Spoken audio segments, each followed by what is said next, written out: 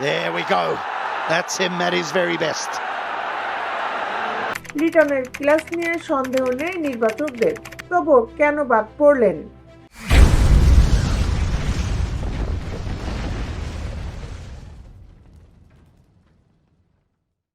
Champions trophy সামনে রেখে 15 জনের বাংলাদেশ দল ঘোষণা করেছে নির্বাচকেরা। সেই দলে জায়গা হয়নি তারকা ওপেনার লিটন দাসের। তার জায়গায় সুযোগ পেয়েছেন কখনো ওয়ানডে না খেলা পারভেজ হোসেন ইমন। লিটনকে ঠিক কেন বিবেচনা করা গেল না, সেই ব্যাখ্যায় দিতে হয়েছে প্রধান নির্বাচক গাজী আশরাফ হোসেনকে।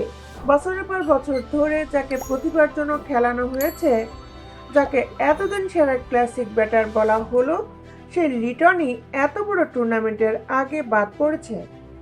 যার কারণ হিসাবে আশরাফ টেনে নিয়েছেন সর্বশেষ ওয়েস্ট ইন্ডিজের মাটিতে ওয়ানডে সিরিজে লিটনের 3 ম্যাচের রান যথাক্রমে 2-4-0।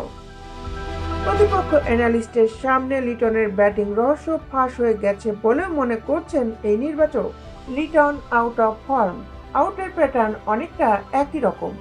সাদা বলে পাওয়ার প্লেতে যে সুবিধা নেওয়া দরকার সেটা হচ্ছে না। ক্রিজে টিকে থাকতে পারছে না, এক্সপোজ হয়ে গেছে।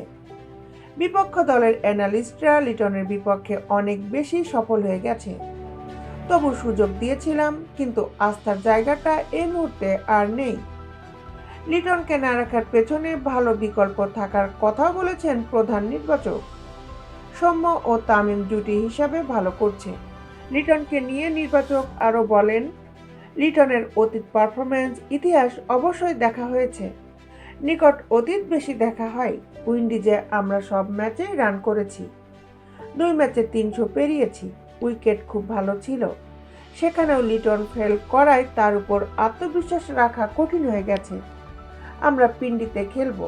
খুব ভালো ব্যাটিং উইকেট। নিউজিল্যান্ডে 336 করেও হেরে গেছে।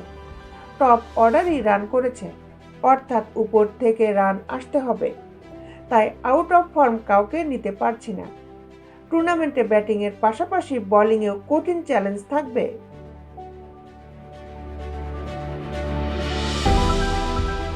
দেশ বিদেশের খেলার আপডেট নিউজ পেতে আমাদের সাথেই থাকুন। Justice sports, Dhaka.